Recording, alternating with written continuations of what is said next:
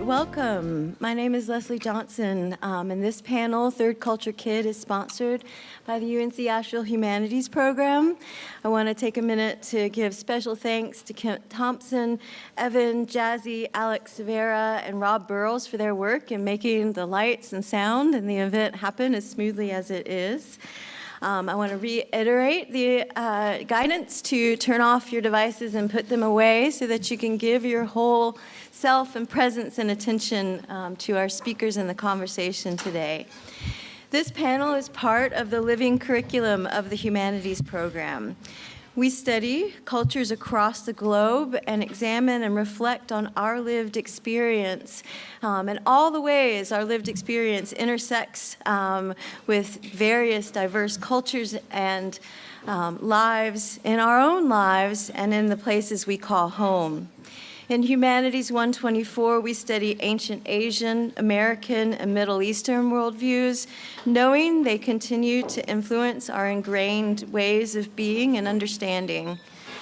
We learn we work and live on ancestral native lands and struggle with the implications of this. Here, we acknowledge we are on the ancestral ground of the Cherokee, the Anishinaabeg, and we study their stories, traditions, and present-day practices for what they can teach us about where and who we are. In LA 378, we take a deep dive into where and who we are, studying the varied tensions and beauties of the Americas, where we all come from many ancestors and cultures and all struggle with inherited systems as we seek to belong in this place and to one another. This conversation today is a gift, a sharing of lived experience and reflection on the desire to belong. I ask that we all listen, pay close attention, and connect with our guests and one another.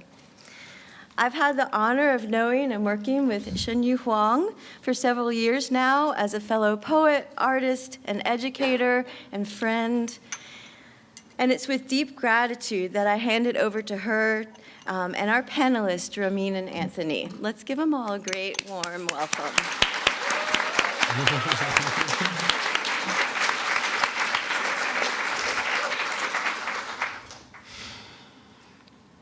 只有圣域打过洞。我叫黄圣玉。My name is 圣玉黄。I introduce my name in Cherokee first, Jalagi, and then my native language, Chinese, and then English. These are my two good friends. I'm feeling so much love for these two human beings now, Ramin Gillett and Anthony Taylor.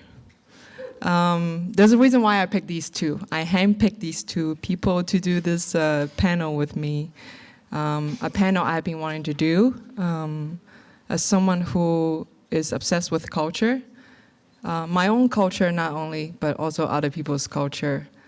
I want people to feel more connected and feel more seen. So I want to start before they're going to introduce themselves, okay? I want to start doing this I have a question for everyone, okay? If you identify as third culture kid, which means your parents are from two different cultures and you grew up in a third culture that's different from their culture, you can raise your hand. Okay? I see you, I see you, I see you. This could be a big scale or a small scale, depending on how you define it. We'll talk more about third culture. How do you define it and how you live in it later. And then I want you to meet your neighbors, okay? I want you to talk to someone right next to you and ask them 2 questions out of curiosity. If you already know them, pretend you don't know them, ask them about them. Curiosity, okay? You have 1 minute. Talk to each other. So, any 2 questions? Any 2 questions. Yeah. I can ask. You can ask me, ask me. Questions? Yeah. What was your least favorite food as a kid?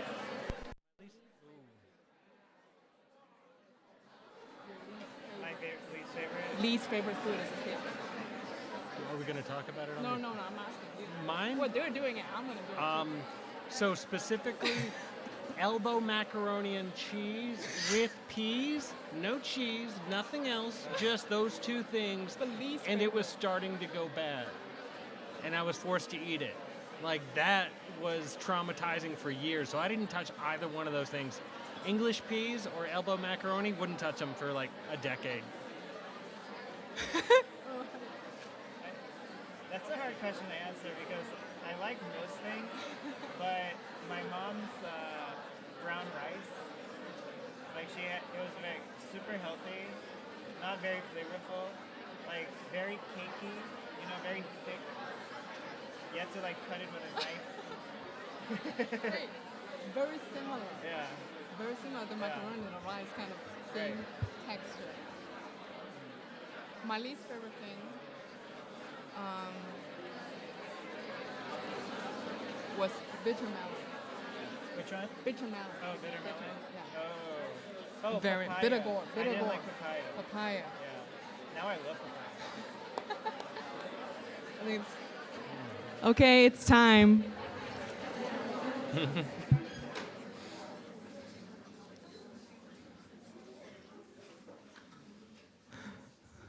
I don't think we need to do the talk anymore. I think I've reached my goal.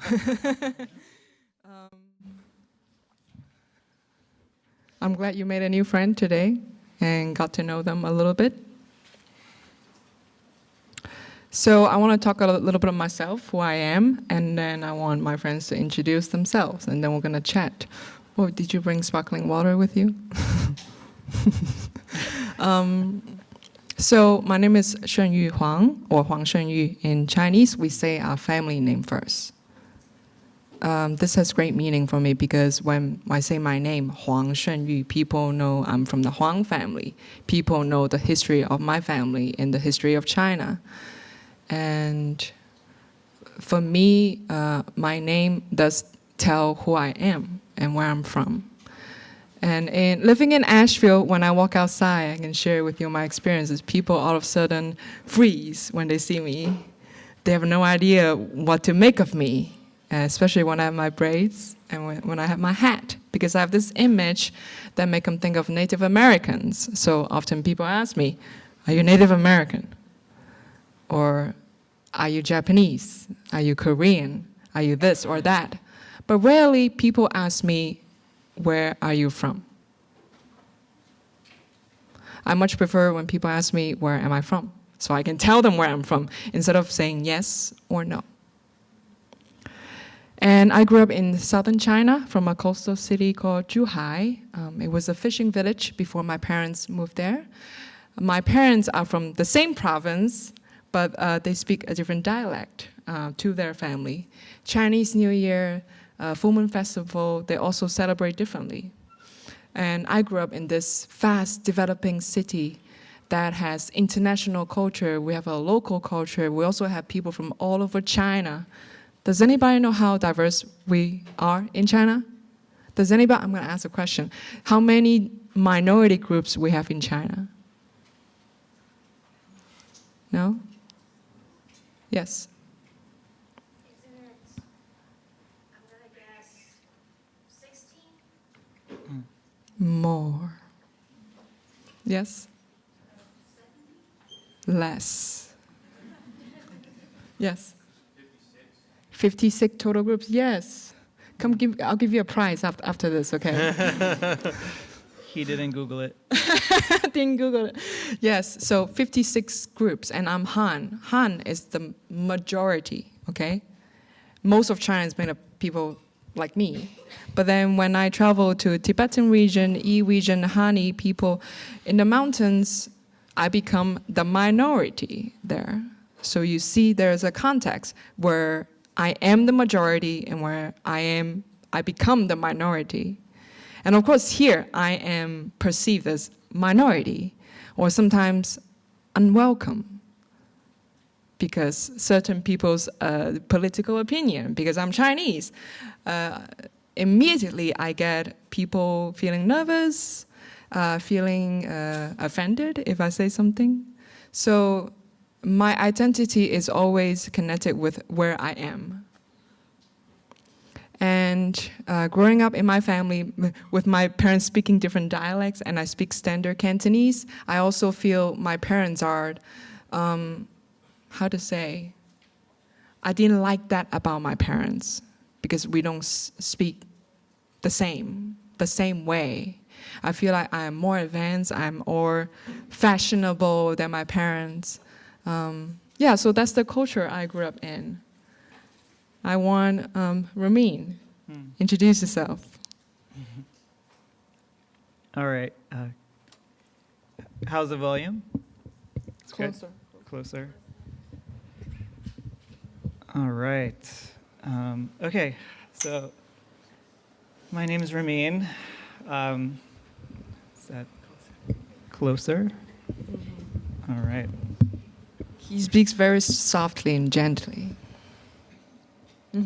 Okay. This is very intimidating. Yeah, my first name is Persian, and actually this might do the trick. Yeah.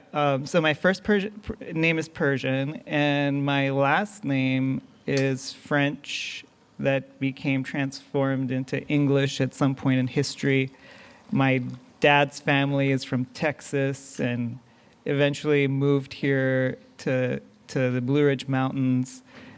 And my mom is she's Persian, but she grew up in Iraq. Her first language is Arabic, and her second language is Persian. And she was living in Iran right before the Iranian Revolution. I'm sure you've all heard about the Iranian Revolution. And there was a mass exodus out of Iran. Ramin, can Yeah. you speak about what group of people had to leave the country? Oh, good question. So a lot of people left. If you were a political rival, or you were liberal, or you were a religious minority, and the largest religious minority group in Iran are Baha'is. If you've heard about the Baha'i faith, it's not an old religion, it's relatively new. It's about 160 years old, but it's historically been highly persecuted in Iran. So even today, you can't really, if you're a Baha'i, you can't really go back. You kind of risk not, being stuck there, or I'm not sure, but so right around the revolution, she really wanted to, the primary, I guess one of the primary principles in the Baha'i faith is the oneness of humanity, and that we all are brothers and sisters. And you could say that that's the zeitgeist of our age. Now we're really talking about belonging at a global scale, right? And this is a new concept for us as a humanity. How do we belong to a single species? As a single species, how do we live and share this earth collectively? And so that's what the Baha'is are trying to learn about. Anyway, so she ended up in Cameroon, and my dad was there. He was teaching at the time, right out of college. They fell in love. They decided to spend the rest of their life in this country they knew almost nothing about. And that's where I was born. And I spent about 18 years of my life there. And the themes of my life will probably come out in this conversation. But similar to Shanyu and other third culture children, like we grew up in between cultures. We navigate. You're never completely this, you're not that. I was never considered to be Cameroonian. I was never, I'd come to the States and I would open my mouth and everyone would ask me where I was from. So I could never really blend in. And so I feel like my whole life has been a search for belonging. And so many profound insights into who I am. I think we all struggle with identity and really what defines us. And I think sometimes the stories we tell ourselves are probably the stories that culture tells all of us. And so I'm a constant learner. So yesterday I was walking my dog. It was really windy. It was really windy last night. And I was thinking, man, I'm going to be on a panel tomorrow. And usually they ask experts to be on a panel. And I'm like, what am I an expert in? And I guess I'm an expert in my life. And hopefully we can do it justice and really tell our stories. And maybe we'll uncover some new stories today. So about ourselves, about each other. Maybe we can all see each other in different ways. But I got some poetry.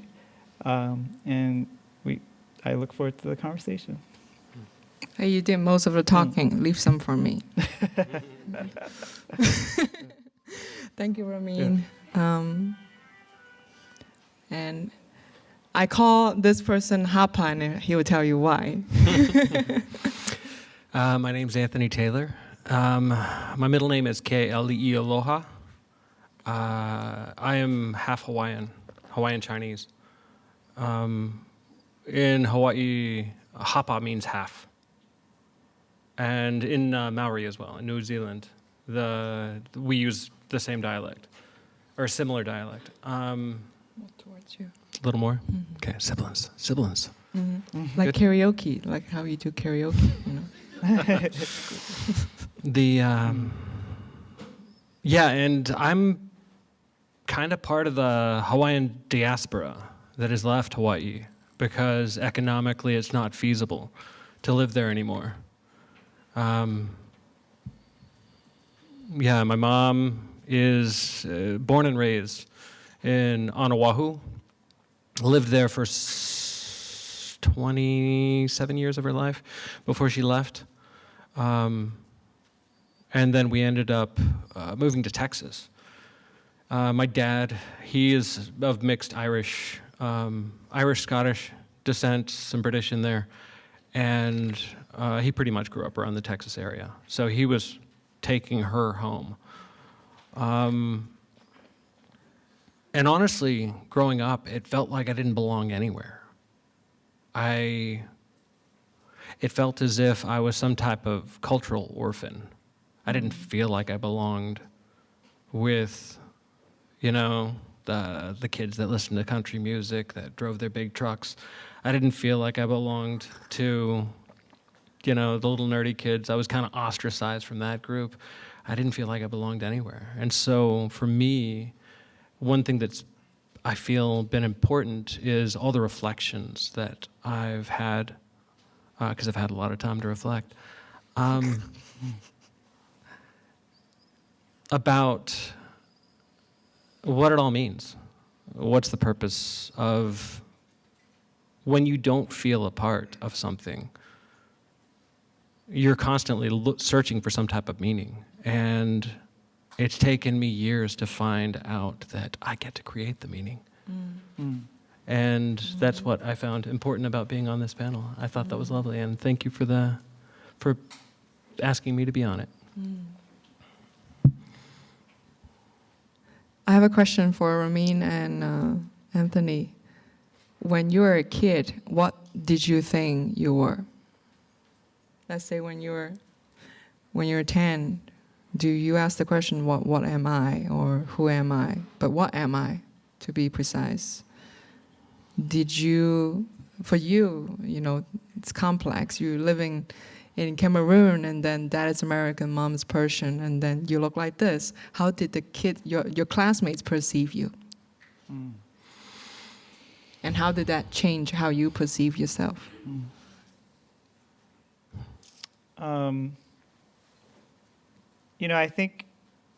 I think race as a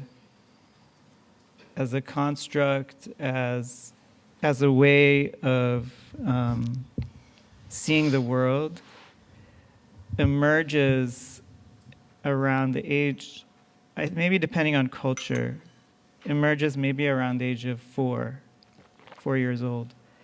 and already, you know, they have these like tests they do with really young children to see where what racial identity they have a preference for.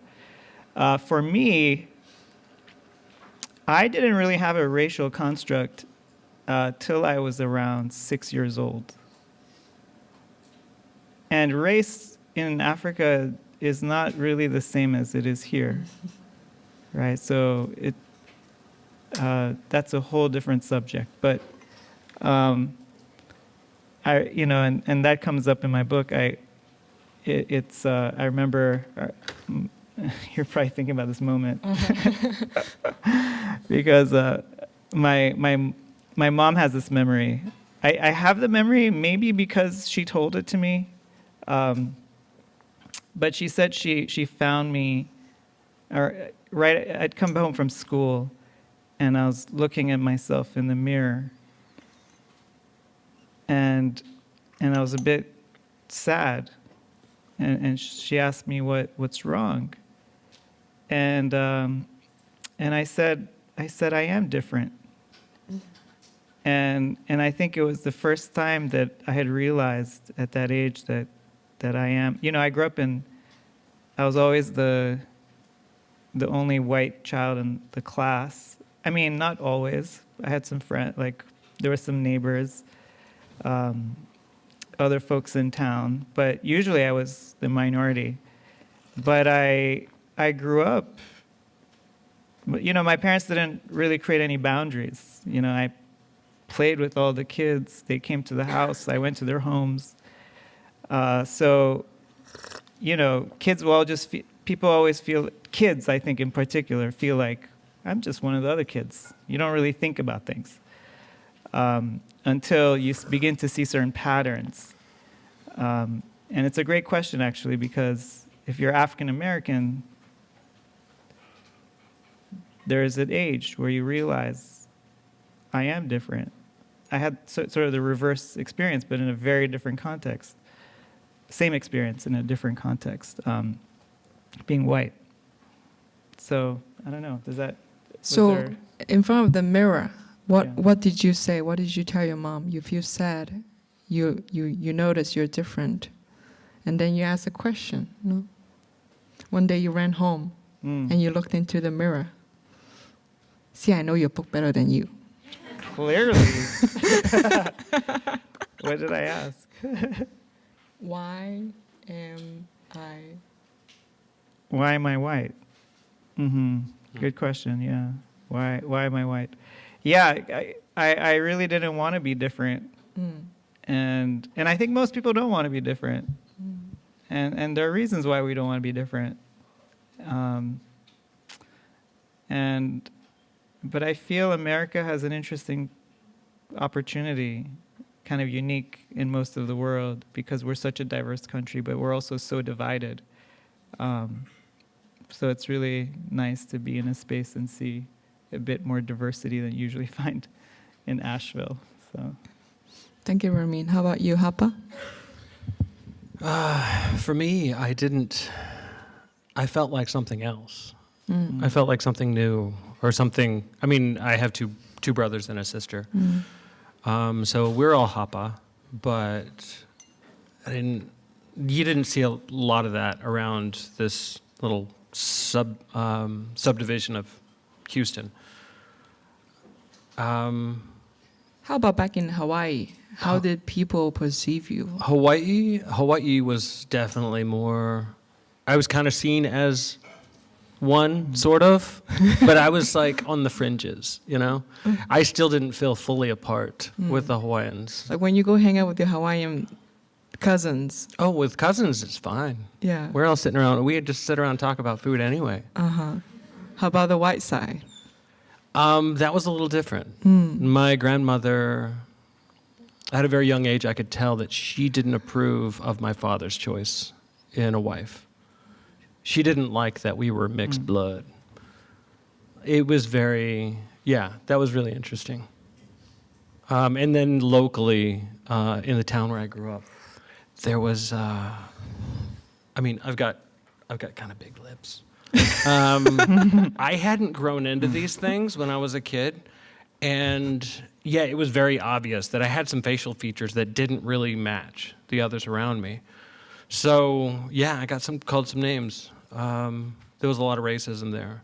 And then as I got older, and I kind of grew into my features, I guess, I was sort of, one woman called me ethnically ambiguous. Like, oh, there's something going on there, but I don't know what it is. Ethnically ambiguous. Mm-hmm. I like this. Can I ask a question? Yeah. As you living in, I guess, different cultures in different parts of the world and your own features changing over time, did people's it's interesting, I'm sure, that in one place you're considered this and in another place you're considered that. And those stories about you change based on place. So you begin to understand that your identity is kind of, I don't know, there's a fluidity. Yeah. And I'm curious, I don't know what your experience was like with that and how that, I don't know, like how did that was that enlightening at all, or how did that shape you? A lot of times it was interesting and marginally racist. There was, like, in a lot of groups, I lived in Denver for a time, and when I was living out in Denver, the sort of friend group that I had in the restaurant industry, they called me the Flying Hawaiian, and they'd do things like order me a Hawaiian pizza or something, but like that was the extent of it. It was like little jabs. But yeah, throughout different places I've been, different places of employment and stuff, some places it didn't matter at all. Nobody cared. Because it felt like there was a diversity saturation enough to where nobody really pointed it out.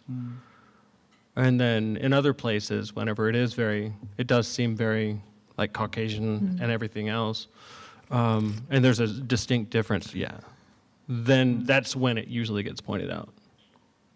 Yeah. Did that answer your question? Yeah. I remember my freshman year at college, I think I was such an anomaly that the entire dormitory thought I was from Cancun. And where were you? Where was your college? Oh, this was Maryland. Maryland. Yeah.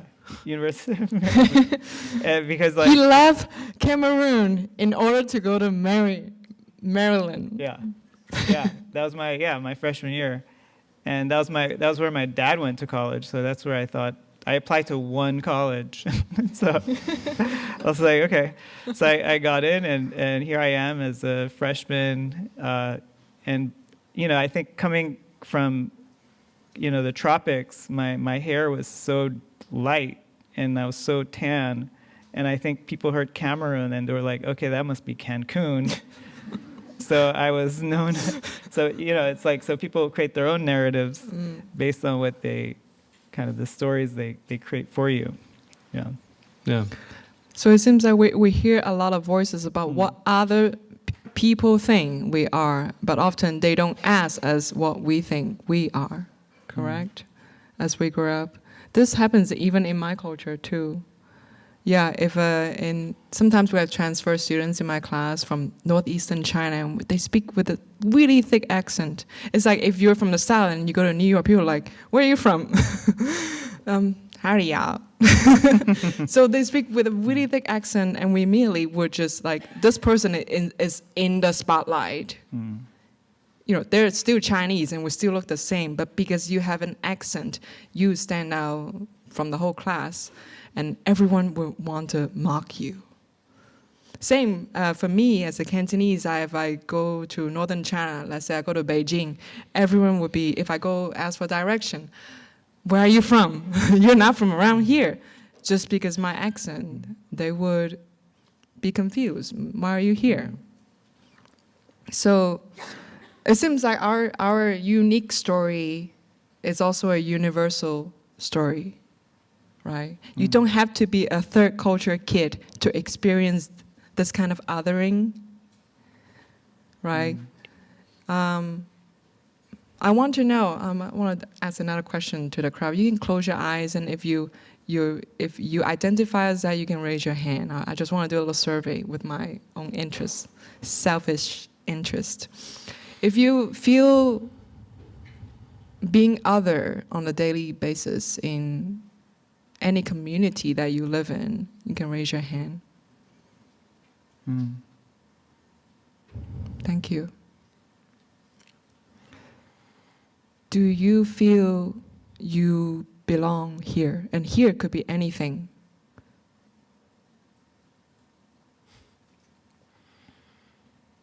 Thank you. I see you.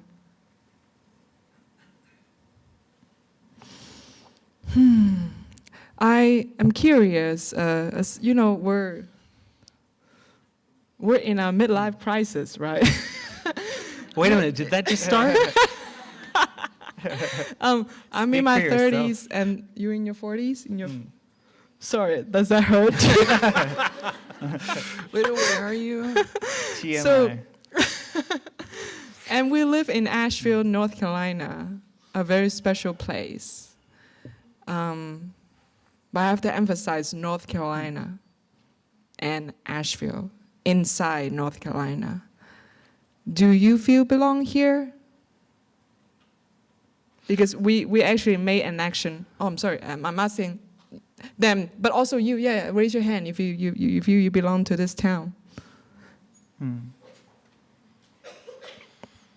Thank you. But yes, thank you. But you two specifically, do you feel belong here? Now you've been through all those years of feeling other in your childhood, in your adolescent years, as a young adult, and now all three of us made a choice to live here.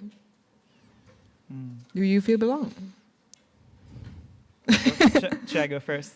Go ahead. Yeah, actually I do, in a very interesting way. I was in How interesting. Well, I was in Florida before I moved to Asheville. And I always knew that my family, goes back generations in the Appalachian Mountains. And I guess the older I get, the more curious I get about where I come from and my own roots and my heritage. Because I felt so distant from it. But I feel lucky. My grandfather, he's a good, how would you say it? He's like a good family historian. Grandfather from your father's On side. my father's side, yeah. Yeah, so a lot of the history is there. So this was during the pandemic. The first, this was like as everything had shut down, and a lot of my job was traveling, and I couldn't even travel anymore. And we couldn't even be in the office. So I took 2 weeks off and took a road trip. I call it kind of a pilgrimage because I was like, let me just go. I love the mountains. That's where my dad's family is from. Let me go explore it, see what I find. So I came to Asheville first and spent a couple of days here. It wasn't my first time, and it wasn't going to be my last. And I met some incredible people. I felt, I don't know what other people experience when they're here, but certainly I feel there is I'm not sure what it is, but it felt like a homecoming. And I find people here deeply curious. And I ended up having all these wonderful conversations with people everywhere. Like I went on a hike and ran into some people, and we ended up talking for hours. And so I felt like, okay, there's something special about this place. And I continued to West Jefferson. I didn't even know where the family was from exactly. So I called my grandfather up, and he was really happy to hear my voice. So he gave me some really rough estimates of where the town used to be or the old church was. And so I opened Google Maps and I put in some very rough stuff that he told me. And there was one church in that entire, I don't know what West Jefferson, it's like really rural, and there's not a lot of, communities. I mean, I'm sure there are, but where I was driving through, like, it was just very desolate. So I found the church, and there was a cemetery by the church. And I walked through the cemetery, and I saw the headstones of my great-great-grandparents, all there. Different, the family name had changed over the years, but I knew the family names, and I saw they were all there. Can we hold it right here? Yeah. What were you feeling when you saw the tombstone? That's a good question. I felt maybe it was a rootedness that I never really had before, like something I'd been searching for, but maybe I didn't even know I was searching for it. I don't know. I was just, sometimes you don't even know what you're going through until afterwards, when it all kind of sets in, and then you get to process it. So I did a nice circle back down to Florida. I was driving home, and I said to myself, you know what? I'm just going to move to this area. That's it? Yeah, I said I was just going to move to this. I didn't know it was going to be Asheville. I didn't know where it was going to be. I just knew I had to be here. And yeah, that was June, I think. June, that was the trip. And then by September, I was actually in Greenville. So I'd moved to Greenville, and I was there for a few months. And then I made my way up here. And yeah, so these mountains these are the oldest mountains in the world, right? Some of the oldest mountains in the world. So there is something that is really particularly moving about being here, and I think everyone kind of feels that. And these are sacred lands, and I think we have to honor that. And what was the last thing I was going to say about that? Yeah, and these mountains remind me of home. I grew up in a very small town in the western province in Cameroon. I thought it was the tiniest place in the world, because we would travel. My parents would come here, summer vacations, and I would go back, and I saw how big the world was. And I would go back to this small town where everyone was, Cameroon is diverse. They have 230 languages. Not dialects, languages. It's a diverse country. But I felt it was really small. And they say you spend your childhood trying to escape your childhood, and then you spend your adult years revisiting your childhood, like trying to understand yourself. So you go back to your childhood all the time.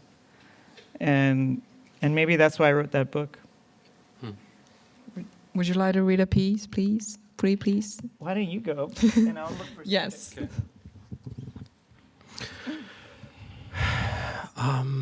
What was my question? Does this place feel like home? Uh-huh. So, yeah, it does. There was a word that I read, Hiraeth. I'm not sure if I'm pronouncing that correctly. It supposedly means a longing for home that you can never go back to. And what language is this? I believe it's Celtic. But I traveled around a lot. I traveled around with the military some. I traveled around before that, and I lived in maybe a dozen different places in the States, or in the lower 48. And one thing that I realized I was always looking for was home. I didn't grow up in a safe home. And so it became really important later on, as I realized what I was searching for, to find a safe place. And I always felt like a weirdo, like an outcast. I didn't feel like I belonged anywhere. And honestly, this is the first place that I've been to where it was, maybe it's just that's where I was at in my life emotionally, but I was okay. Whenever I found this place, I was traveling a lot for work, and then whenever I was driving back in from a week out somewhere else, I was so excited to get home. And that's when I realized, like, this is home for me. And yeah, that's when I realized I also feel safe here. Thank you. They say home is where your desire to escape no longer drives you.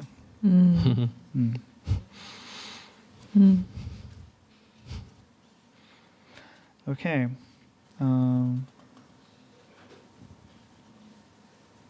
So I'll read a poem called it's called Elephant Grass. It's a type of grass that grows profusely in Cameroon. It gets so tall, it's like you can get lost in it. But it can cut you. It's very sharp. Sorry. Felt like a threat. The dramatic. But because I remember running through it and just getting sliced. Yeah. I mean, it's like paper cuts, to be exact. This is intimidating. In the evening, the lonely tractors near our house smell cold and remind me of money that goes clink, clink, clink. And that place Daddy takes the car on quiet sunny mornings. I climb onto the broken leather seat. The wheel is as big as a mountain you can pinch from far away. Up, down, left, right. The stick doesn't listen, but the round ball feels smooth like mommy's dress. Up, down, left, right. Don't let me run you over. The grass in the distance is so tall, they call it elephant grass. Don't walk in elephant grass at night, snakes will find you. I'm afraid of snakes, and so are chickens. But I saw a chicken die once. Daddy took a knife to its throat and sliced it sideways. It melted like butter. One morning on my way to school, I saw what a rock did to a man's head. He was naked on the side of the road with his arms stretched out like Jesus. No one cried the way mommy cries sometimes, but she doesn't know I see her through my fingers. Fireflies fill the air like mist, their tiny bellies flicker in the cool air, and I know it's time to go home.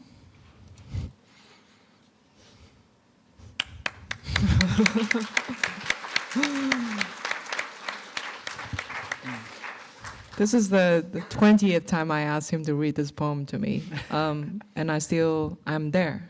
It takes me right there. I feel the grass, I feel the wind, I can smell it, I can feel the stick, I'm in that vehicle.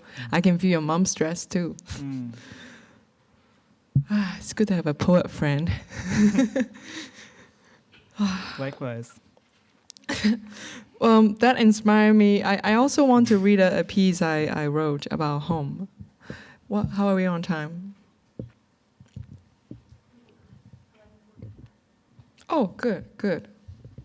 If that's okay with you, may I read a short poem I wrote? Yes, please. Since we're talking about home now, so the beginning we talk about feeling other, feeling not living in it. The sense of place isn't there. We want to live in a sense of place, and this place make me feel safe and belong. And then now we live in this strange place full of weirdos, right? That's why we feel we fit in, because this place is full of weirdos. And I feel very comfortable here now in Asheville after 8 years. When I close my eyes, I'm still sitting in my childhood living room, eating with my parents. We eat every day together. I also learned that I find myself, I see as a kid and as a teenager how I othered my parents. I othered them in my heart very much. And being the others in other cultures, I feel embraced actually. In China, you go to a different village, you go to a different mountain, it's a different culture, but as an outsider, they never other me. They embrace me. And I can just walk to someone's home and ask for food and they don't even know my name or where I'm from. And at the age of 36 now, I feel I don't want to other my parents anymore. And I wrote this piece last year, the shortest day, how do you call this? Winter solstice. And the prompt, I'm in a writing group with Professor Leslie Johnson. It's about how do you survive the longest night of the year. This is what I wrote in 10 minutes. What? You're like, I did it in 10 minutes. In 10 minutes. That's This new is how time. we write. 10 minutes, clock, clock. No editing. No editing. There's no editing at all. This is how I write.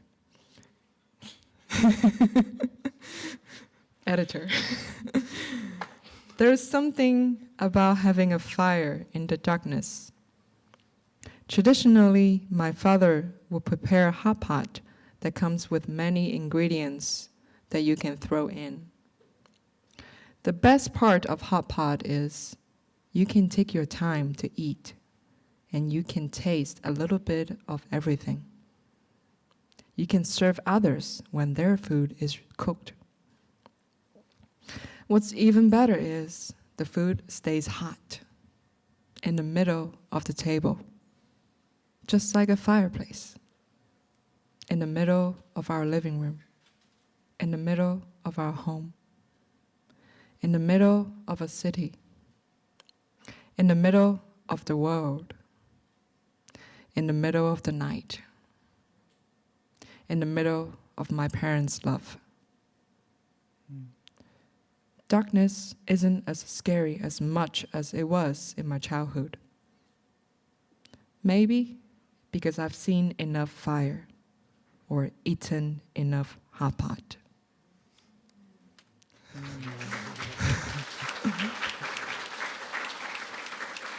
Xie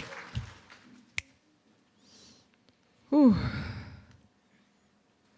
I feel very grateful. I feel loved. I feel very seen by these two human beings. These both are great writers. I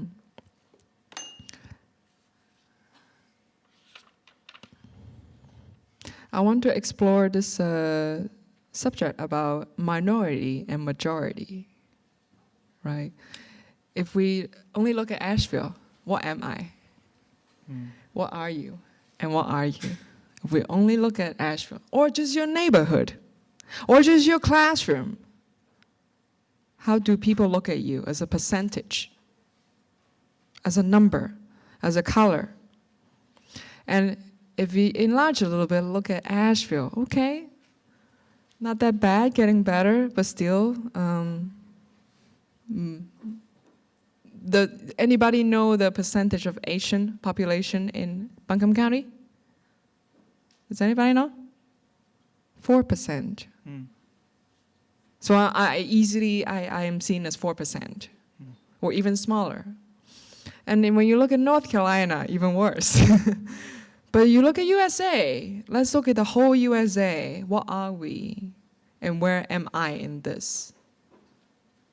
And then you look at the whole world. Oh, I'm the global majority. How many people are from China in the whole world? You know the population of China? 1.5 billion. And how many people do we have on this planet? Get your numbers right, university students. You paid to study here. So when we look at the globe, what am I? And when I look at my neighborhood, what am I? And should I let that affect how I perceive myself? What are your thoughts? What are your thoughts on this?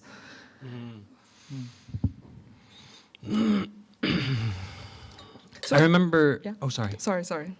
I remember as a kid thinking about this question, like, what am I? And I used to try and quantify it, like, oh, well, I'm Hawaiian Chinese. I'm this, I'm that. 50-50, yeah. Yeah. And I remember thinking to myself when I was about, I don't know, 13, 14 years old, I didn't ask to be this. Did you ask to be what you are? Like, it didn't matter so much as the ideals that I was taught in, like, Sunday school and by my grandparents, like, this idea of just being kind and generous and loving. Does it only proceed as far as you can discern what the other person is? So long as you can put them in a box? It felt silly. And so for someone to do that to me, someone who didn't ask to be here, in this place, on this planet, in this body, why is it so important? Why are people fighting about it? And then I realized it just, maybe humans, if they don't have something keeping them in line, that's what we do. We fight about stupid crap. That's the conclusion I came to. Yeah, it's an interesting question because growing up, growing up, I thought I was white. Growing up, because of, growing up, everyone called me, if you walk around where I grew up, and you're white or not, basically, if you're Chinese, you're white. If you're not black, you're white. It's simple. The world is basically, The world is basically, black and everything else. So it was a kind of a simple way of looking at things. And then when I came to the States, I began to realize, oh, okay, there are all the shades, and it's actually much more complex than what I had thought before. So I guess in some ways I don't know, that question of, I guess I got a refining of my sense of self, but I don't think I looked at it from percentages or, although this does touch on a poem I wrote, so if it's okay with you. Get it. Can I read one more? Get it. Okay, I think it's the first one of the book. It's called Neither Here Nor There. I come from a small family. 3 plates, 3 spoons, 3 movie tickets, except there were no movie theaters where I grew up. Cameroon is a country in Africa. I say Africa so people can relate. If I say Cameroon, I have to start over again with Africa. Start big and then drill down. But you're white. Their eyes are screaming. So I must clarify. My dad is from Baltimore. My mother is Iranian. How did they end up in Cameroon? Well, how does the one end up anywhere? Why are you here?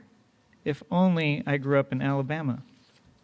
They call us third culture children, belonging nowhere and everywhere, half in and half out.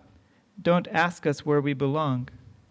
There's this crazy idea that you are me and I'm you, and without you, I would not exist. I'm still learning this. My mother calls me Junam, a term of endearment, my dear in Persian. In Tanzania, I'm Mzungu, and in Catholic school, a teacher informed me I must be Lebanese. But to everyone, I was American. I'm simply my father's son. I was born in Cameroon, but in America, I can be anything because I'm white. Passing. What does that mean to be white? Other than being able to claim whatever you claim. Italian, Greek, French, Slovak, Jewish.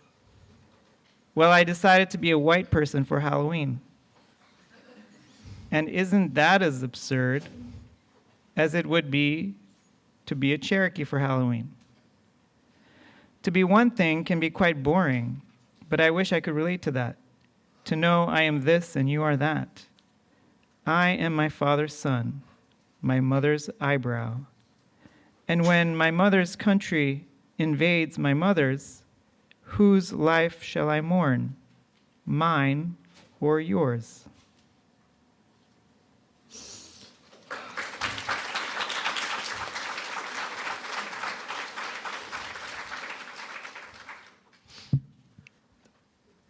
Ramin gave his book to me when I was leaving this country last year to go back home to take care of my parents. This book was the only book I took with me. I gave away all my other books because it's very thin, but heavy. That was my favorite one that I read over 100 times. Thank you. Thank you. Not here and not there. Not half and half. What struck me was this idea of half and half. Which half of you is this and which other half of you is that? I have a Hapa kid. I was 7-year-old, half Chinese, half American. So he asked me, Mama, what am I? What do I tell him? Half this and half that? Guess what I tell him? I tell him you are 100% you first. And then you're also 100% American because you grew up here. And you're also 100% Chinese, not half and half. You can be this and that, not or. And he's still confused, of course. Very confused. Can And I then say something? Yes. You know, I think what the poem for me illustrates is that so much of identity is a construct. And it's someone's story about you. And sometimes we create stories about ourselves. And I think it's particularly valuable to question yourself. Am I really that sure about this or about that? Because if anything has taught me anything about life, is that we're constantly evolving and growing, and our sense of self expands. And, you know, I think when you're younger, there's such a profound longing for identity that we try to grasp it everywhere we can find. And then one day you realize, wow, whatever I was holding on to was just baloney. So I just challenge people to write your story and rewrite it and come to a deeper place of who you are, an honest place. And if you keep your honesty, I think you'll always continue learning, and you won't get stuck. Because I think it's the stuckness that really holds us back. Thank you. I think that's really you speaking to the crowd here, to everyone who's sitting here today. I see you. I want to tell you, I see you. Before we started, I was looking at everyone. Everyone here, I wanted to look at you. Anthony, do you have anything else to say to our friends here today in front of us? So many beautiful faces. Well, I think a lot of you are probably a bit away from your midlife crisis. So let me just say,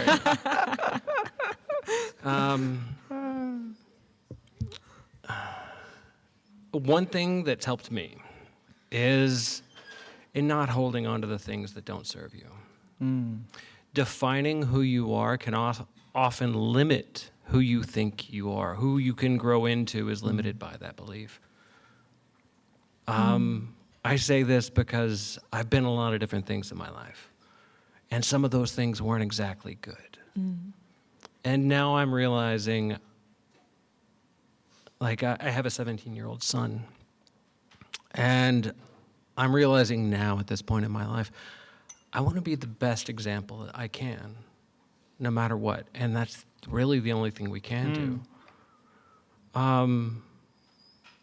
Yeah, for me, the biggest challenge has been learning that I don't have to be what I believe myself to be. That's it. Unbox yourself. Yeah, absolutely. Thank you. Thank you, Rami. Yeah. Thank you. Hap. Thank you. Who else has a really challenging time with the boxes? You know, identify yourself in a box. Like, who else has a hard time with that? I do. Like, oh, am I white? Am I Arab? Multiracial? All the above? I don't know. These things, at some point, they just don't make any sense anymore.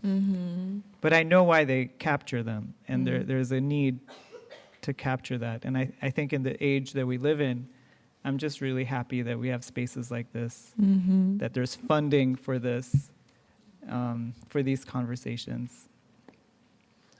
Okay. We have 10 minutes left for Q&A. If you have questions towards all of us or one of us, please stand up and ask your question. Yes, over here. Okay, could you stand up? What's your name? My name is Lily. Lily. Sort of wondering, what's in the teapot? Any significance to that specifically? What am I doing over here? You curious? Thank you. It's not hallucinogenics, I promise you. Yeah. We're still pretty lucid. Thank you for asking, Lily. Some of you sitting here have had tea with me like this here. Raise your hand if you had tea with me. Oh my goodness. Thank you. This is how I drink tea at home in our culture. And when we have people over, we have tea and talk while drinking tea. Yes, I want to create a living room environment here, as if we're sitting in my living room. I saw you pouring the tea into the middle cup and then moving it into the other one. Yes. I thought that was interesting. Oh, like I just take turn filling each cup? Yeah. Sticking directly to the pot. Yeah, there are tea leaves in it. So the middle one brews the tea, Yes. and then I'm infusing the tea leaves Yeah. here, and then I serve it around. And if you notice, another detail is we always serve other people first. Myself is last. We don't pour tea to myself first, other people first. Thank you, Lily. I love this kind of curiosity. Here. So I love your piece around hot pot, and I was wondering, was hot pot similar to like the melting pot in America? Because it kind of reminded me of that with how you described how hot pot has so many like, good ingredients. Oh, you know what? This is a good analogy. Yeah. Where are the good ingredients in this hot pot? Every ingredient is good, and they all have different textures and come from different places. Come from a tree, come from the earth, come from branches.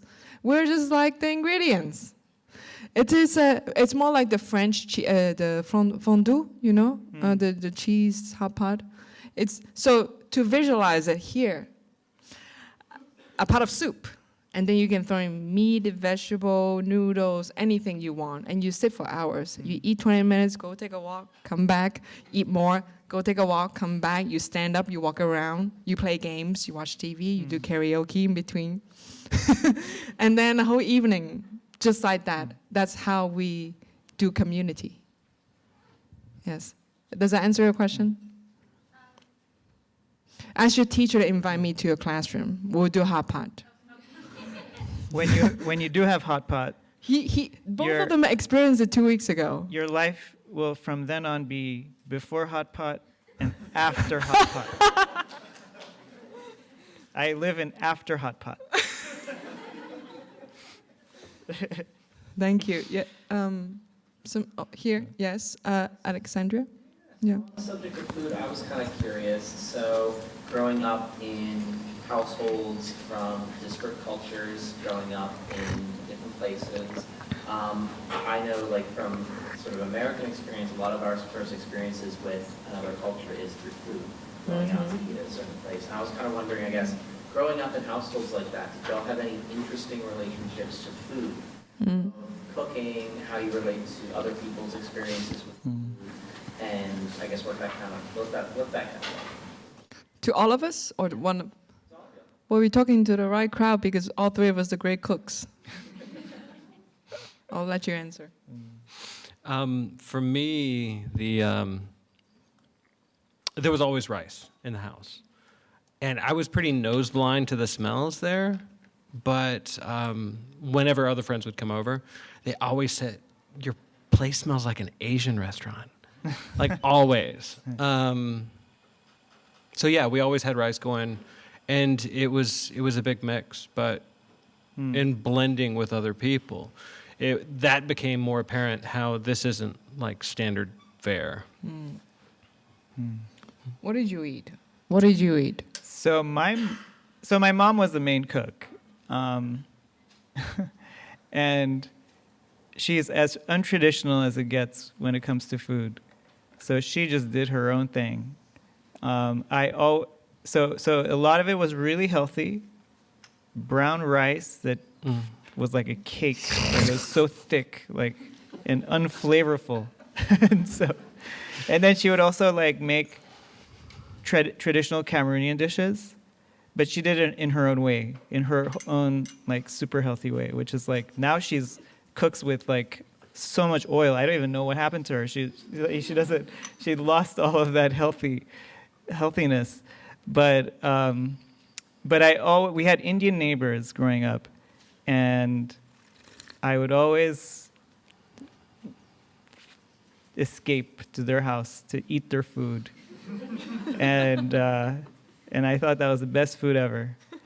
Not much to my mom's like probably disappointment, but we were great neighbors. So, yeah. So it was very sort of my mom's sort of hodgepodgeness of things. Oh, sorry, I wanted to tack one thing on. The trauma of spam was visited on me quite often as a kid. I didn't know. I mean, and I thought that was normal. I thought everybody ate this crap. But oh my God, they don't. And once I realized that this is abnormal, I mean, I considered it a form of child abuse. I'm glad you have healed from your trauma of spam. I have to pitch in something because we cook and eat a lot together. And when Ramin cooks his stew, I can see that he lives in Cameroon, never left him. That's what I told him. When I eat the food, the stew that you make, Cameroon never left you. One more question? One or two? One more? Yes, Tracy. Yes. Thank you, this is wonderful. Ramin, something you said at the end resonated with me of which box do I check? Because my dad's side of the family is from Lebanon, but if I say I'm Lebanese, somebody born in Lebanon will be like, no, you're not. And say I'm white here, people often say, well, you're exotic, like what are you? I've gotten that in the classroom from students, like, who are you? So I've got to brush it off. But wondering, like, if you think this word white is another way of like erasing people's history, like looking at people who I would assume are white, what is that taking away from them? Knowing that like taking away cultural pieces from people is a way to control, can be a way to control people to be seen. And so that thought just crossed my mind, is that something that's happened in this country to make the melting pot like, homogenous, taking away everyone's culture? Because we all like have culture from somewhere. So just curious what you all think of this word white and what that means and how you experience it. I hate it. I hate it just as much as I hate the word black, and just as much as I hate the word brown, just as much I hate the word BIPOC, and just as much I hate the word Asian.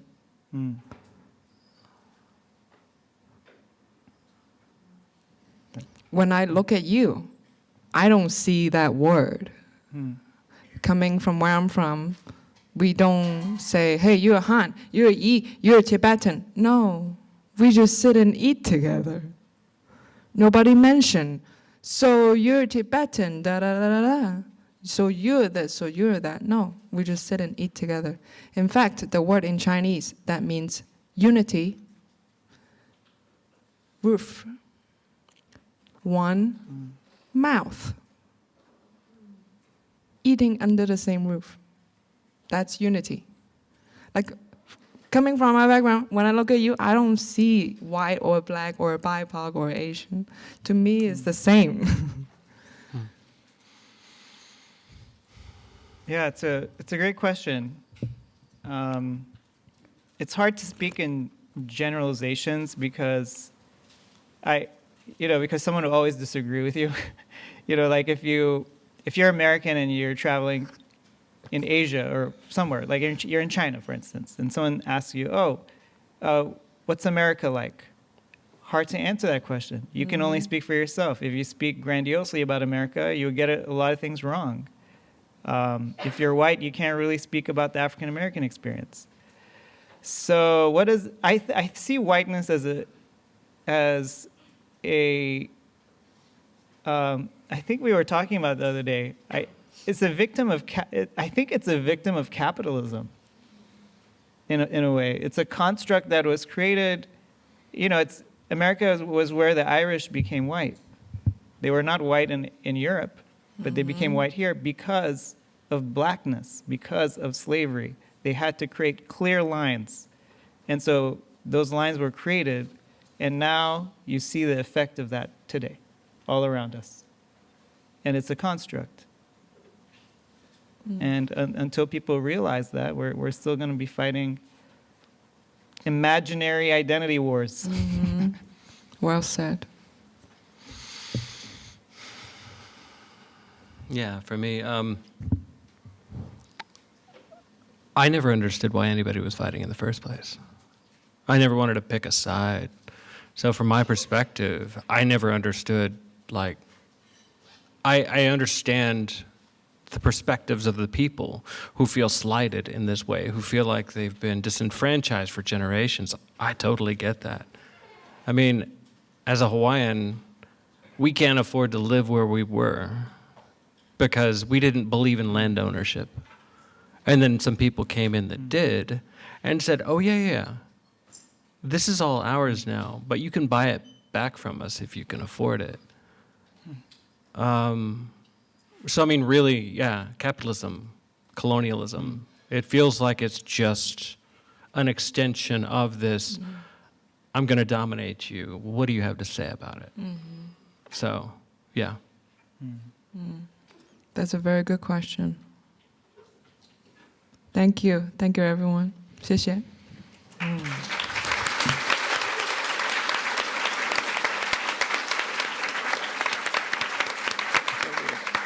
Thank you all for being here.